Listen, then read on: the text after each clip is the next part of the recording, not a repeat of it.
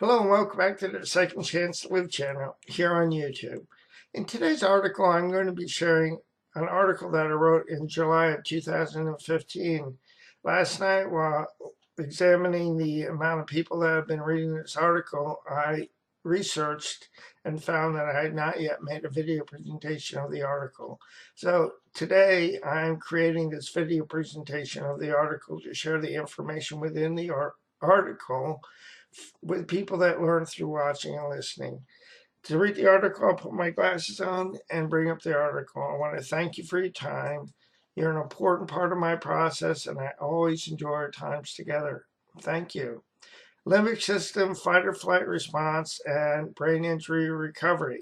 My friend, Mr. Ken Collins, has been speaking about the need to consider how the limbic system and the fight or flight response affects individuals living with brain injuries with regard to stress. Understanding how stress impacts the manner in which individuals respond and relate to life plays a major role in each individual's recovery process. The fight or flight response can be exacerbated by a number of factors in the lives of individuals living with the impact of brain injury. The reaction of these factors for individuals living with brain injuries can be exacerbated and accelerated by filters in the brain that have been damaged due to a brain injury. Understanding stressors and how these stressors impact our recovery process as brain injury survivors is very important. Understanding how these filters have been damaged due to an injury to a brain can be very helpful. Understanding how these damaged filters impact how individuals react to fight or flight response can be pivotal in the individual's recovery process. For my situation, I had right frontal lobe damage due to an open skull fracture, a severe brain bruise with brainstem involvement. From what I understand, right frontal lobe has filters which control or monitor impulse control. Because mine have been damaged due to the brain injury that occurred when I was 10 years old, I've had to learn how to monitor my impulses and my thoughts so that I didn't get into an exorbitant amount of trouble. Although, because I do not read subtleties sometimes and social nuances, I've had to learn from my experience as I've gone along. So I'm sharing this article to encourage you to realize that this is a process. It just takes time, a lot of time, but by being committed to the process of monitoring why you're reacting to things will help you to live a life that's more full than you may be living right now, because you may be finding that you're reacting to many things in life rather than responding to them. This too is a process. I'll continue with the article. By understanding how these filters have been damaged, the individual can take steps to monitor and use different techniques to process the stress. Through being aware of how they react to stress, individuals can in turn use the stress to empower their lives.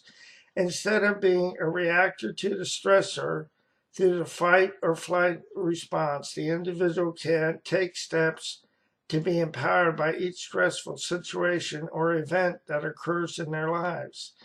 In my experience, I have found that many stressful events evoking a fight or flight response in present-day events have their origins in past events. The fight or flight response can unconsciously be triggered by unresolved issues or resentments experienced in the body, soul, and spirit of the individual. These reactions can be exacerbated by the damage to the filters in the brain that regulate impulse control. Excuse me. These unconscious reactions can unknowingly create negative consequences in an individual unless identified and addressed to a positive resolution. Techniques to quiet the storm at the time of the stressor can help to relieve the stressor Facing, addressing, and overcoming triggers evoking the current stress fight or flight response can result in reducing future related stress. Here's a quote that I like. Insanity, doing the same thing over and over again, expecting different results. Again, insanity, doing the same thing over and over again, expecting different results. And as far as I know, that's attributed to Albert Einstein. Through the articles and video presentations, thank you, that I've written and published and created for Second Chance to Live, I have spoken to facing, addressing, and overcoming stress, producing stimuli. Without being aware, I am prone to being victimized by repeating what has not worked for me, created unrest and stress in my life. By facing, addressing, and working to overcome the effects of stressors in my mind, body, and spirit, I find that I am less susceptible to reacting to those stressors. Through being aware, I am able to make different and better choices in my life. Through using principles and strategies, I find that I am less prone to reacting to my life and more prone to responding to my life. By addressing, facing, and overcoming stress, facing, addressing, and overcoming stress is and continues to be a process for me as I encounter stress in my life. I've not arrived, but I am glad that I have the tools to face, address, and overcome the impact of stressors in my life. I am grateful that I do not have to be controlled by the fight or flight response. In April of 2012, I wrote an article in which I share what helps me to be an actor instead of a reactor in my life. Click on the link below to read the article, and I'll include a link in the description portion of the YouTube video, which you can click on and read. And the article is How to Move Forward, Make Peace with the Past. I am grateful to be aware of the fight or flight response and to have the tools to help me to respond to what occurs in my life instead of subconsciously or unconsciously reacting to what occurs in my life.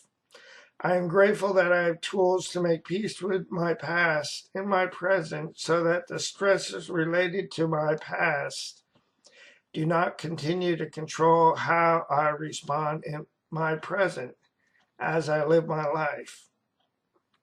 Make peace with your past so that your past does not spoil your present. Thank you, Mr. Collins, for the important work that you are doing to bring awareness and understanding to the limbic system and how the limbic system and the fight and flight response impacts the lives of individuals living with brain injuries. This is the end of the video presentation. I want to thank you for watching this. I would encourage you to share this video presentation with anybody that you know that is having a difficult time with the fight or flight response. Before I go, let me encourage you with this. Please do not give up on yourself, a loving God, or your process, because more will be revealed to you and to me with time. The pieces of the puzzle will come together in the correct order and at the right time. I'll say so long for now. Have a great day, and God bless both you and your family. Thank you again for your time. Bye now.